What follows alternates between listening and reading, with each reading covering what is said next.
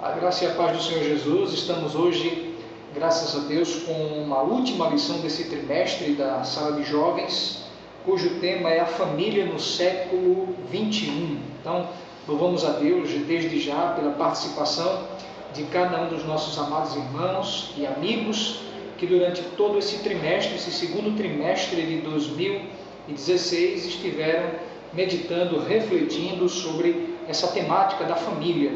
A nossa lição ela vai tratar sobre alguns objetivos importantes que eu acredito que você, professor, precisa compartilhar com os seus alunos. Primeiro seria elencar as crises que corroem a estrutura familiar na atualidade. Segundo, entender que a origem dos terríveis problemas enfrentados pela família no século XXI é espiritual, o distanciamento do homem do seu Criador. E terceiro, perceber os efeitos danosos da cosmovisão pós-modernista na sociedade atual. Queridos, esse tema realmente fala muito dos nossos dias. O tema já diz aqui sobre a família do século XXI. É o século que estamos vivendo.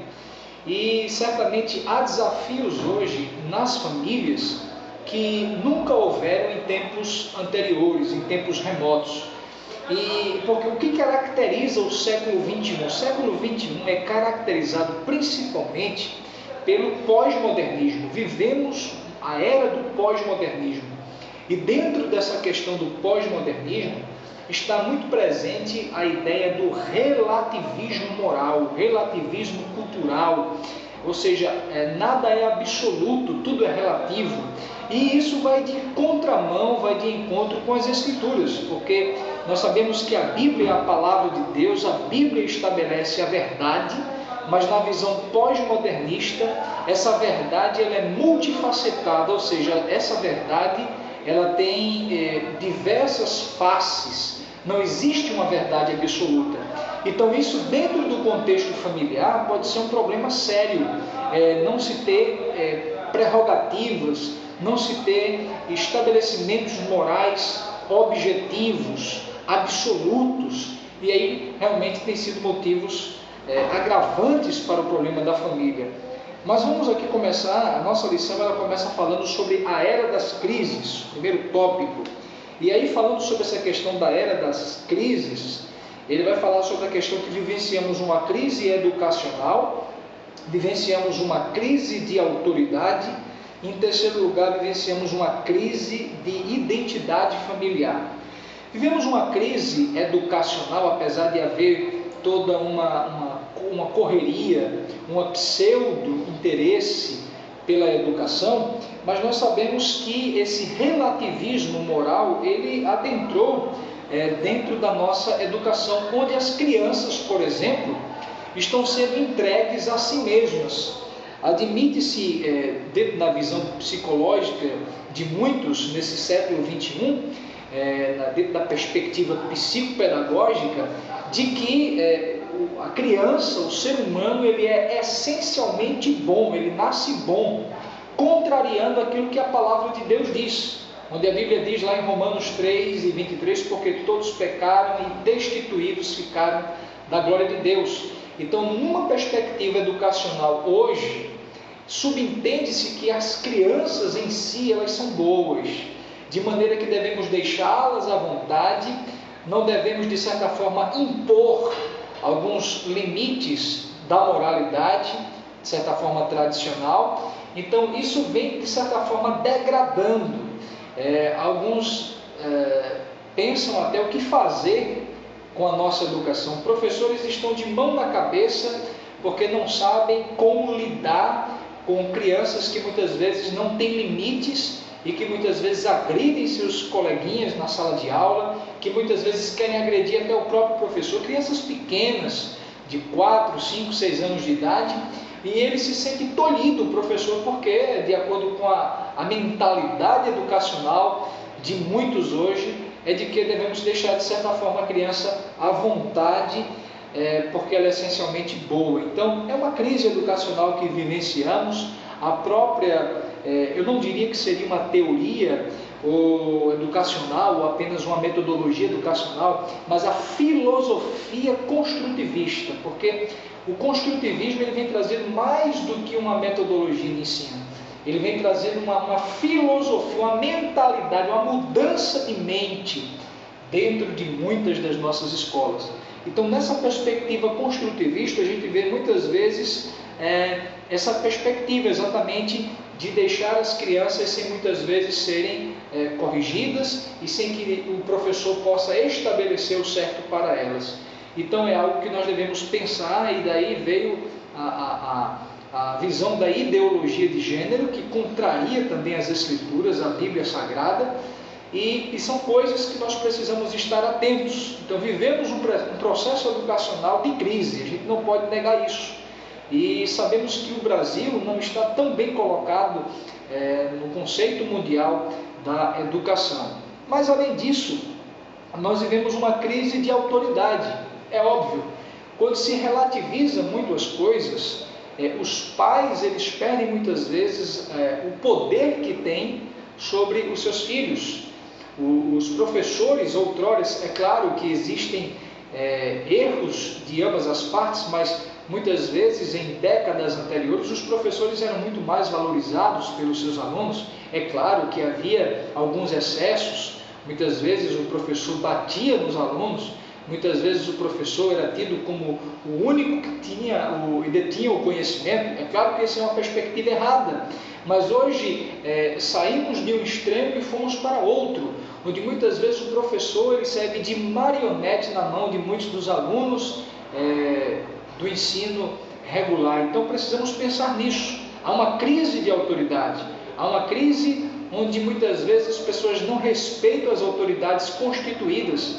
Muitas vezes não se tem mais a polícia, por exemplo, como uma autoridade a ser respeitada, mas para muitos é uma autoridade a ser desafiada, né? Muitas vezes há uma propagação do mundo das drogas e tantas outras coisas que vêm de encontro a essa perspectiva de autoridade. Então esse é o mundo em que vivenciamos, e certamente essa crise de autoridade ela pode ter pelo menos dois motivos, segundo o nosso comentarista, uma perspectiva sociológica, que eu acabei falando aqui por conta dessas questões das relativizar as questões morais, as questões inclusive de autoridade, mas sobretudo há uma fonte, há uma origem, nós como cristãos não podemos negar isso, há uma fonte, há uma origem espiritual nisso.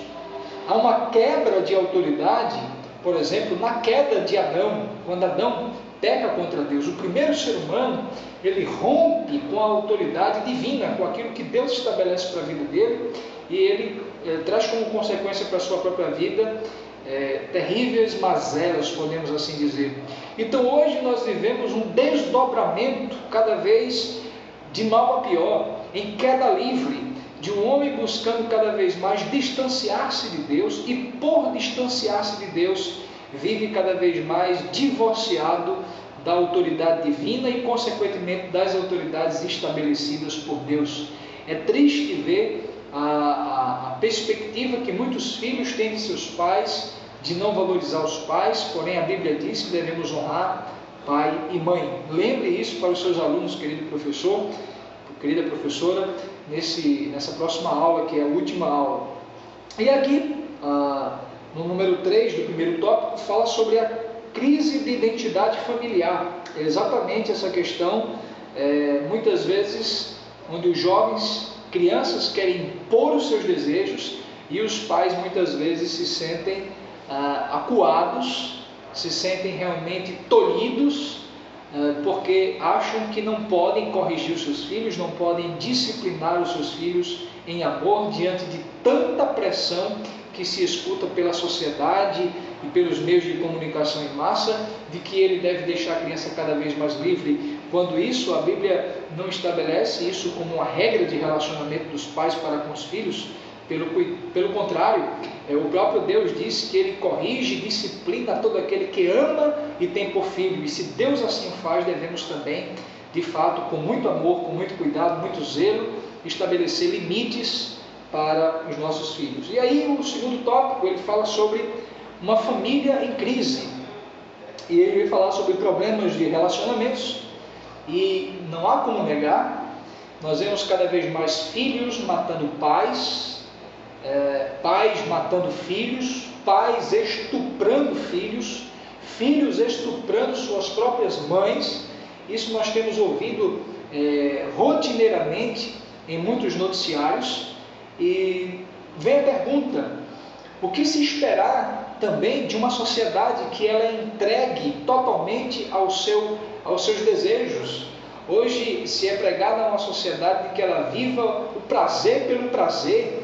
Muitas vezes as pessoas supervalorizam os meios de comunicação através dos filmes televisionados, através das novelas televisionadas, estimulam os nossos jovens, estimulam nossos adolescentes a uma prática liberal, o sexo livre. A cada vez mais é estimulado através de filmes extremamente violentos, atos de violência. O que se esperar então de uma sociedade que está jogada, lançada à mercê de uma realidade dessa? De uma realidade onde não se impõe limites até mesmo para certas programações que em plena TV aberta. Então o que se esperar de uma sociedade que vive nesse contexto? Uma sociedade adoecida, uma sociedade, claro, com problemas sérios de relacionamentos, sobretudo dentro da sua família. Relacionamento entre pais e filhos, entre filhos e pais, entre esposo e esposa. Então é possível repensar, e eu quero dizer que é importante estabelecer a palavra de Deus, a Bíblia, meus prezados internautas, para que possa reger, para que possa gerenciar esses relacionamentos. A palavra de Deus, a Bíblia, ela sim tem a resposta correta, ela sim estabelece os parâmetros de uma vida que possa ser feliz e equilibrada, até porque foi o próprio Deus quem criou todo o ser humano e estabeleceu os limites dessa vida humana. Fala-se também de materialismo. Realmente, diante de um mundo extremamente capitalista no qual vivemos, muitas vezes as pessoas têm valorizado mais as coisas do que as próprias pessoas. Nós temos visto as pessoas sendo usadas e as coisas sendo amadas.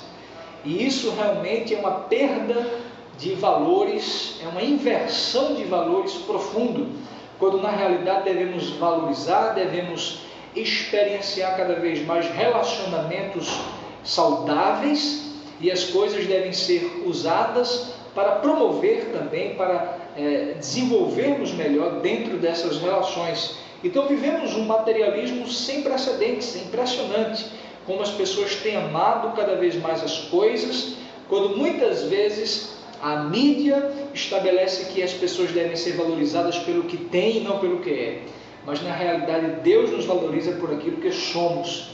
E com base naquilo que somos, devemos conquistar o nosso espaço na sociedade, através do estudo, através do trabalho, através de uma dedicação honesta, numa vida socialmente correta. E por fim, no terceiro ponto do segundo tópico, ele fala sobre que não há respeito ao casamento. Nós sabemos que o casamento foi uma instituição estabelecida por Deus. Biblicamente falando, o casamento deve ser heterossexual e o casamento deve ser também monogâmico, ou seja, um homem para uma mulher. E esse casal, homem e mulher, devem amar-se, terem seus filhos, cuidarem bem dos seus filhos. E infelizmente isso tem sido na mentalidade de muita gente algo ultrapassado, e na realidade não é. Foi Deus quem estabeleceu isso, e nós temos contemplado muitas vezes uma sociedade que tem buscado ir de encontro à vontade de Deus e tem colhido consequências terríveis. Que possamos aconselhar os nossos jovens, que possamos aconselhar os pais da nossa igreja, para que possamos cada vez mais estar atentos àquilo que a palavra de Deus diz. Claro, nós respeitamos o ponto de vista, a perspectiva de que cada um da sociedade tem, mas nós cremos naquilo que a palavra de Deus estabelece e temos o direito de viver aquilo que a palavra de Deus nos ensina. Eu quero inclusive indicar um bom livro que fala sobre justamente essa questão dos valores familiares. Deus, casamento e família, reconstruindo o fundamento bíblico e é um livro espetacular. Você pode adquirir da editora Vida Nova e você poderá ter algumas fundamentações interessantes que poderão contribuir para a sua aula também e para a sua vida cristã.